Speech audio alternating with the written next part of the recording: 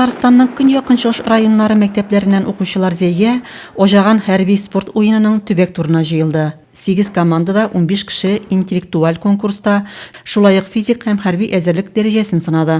Виды соревнований. Ярышлар күп, алар визитка, байракка тигезләнү, илебез хәрби тарихы буенча сорауларга җавап бирү, йөгерү, граната ату, йөзү, пневматик мылтыктан ату, автомат сүтеп җыю кебек ярышлар, ди Александр Ширяев.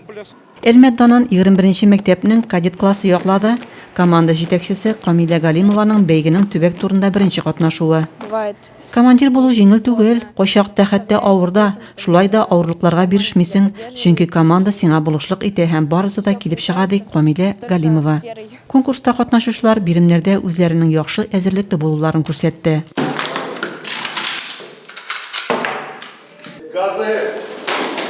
Ярышлар кирегенкә барды, һәр команда җиңү өчен тырышты. Гомуми нәтиҗәләр буенча бөгелмәлеләр җиңүче булды. Сарман командасы белән зәйлеләр 2нче һәм 3нче урыннарны бүлеште.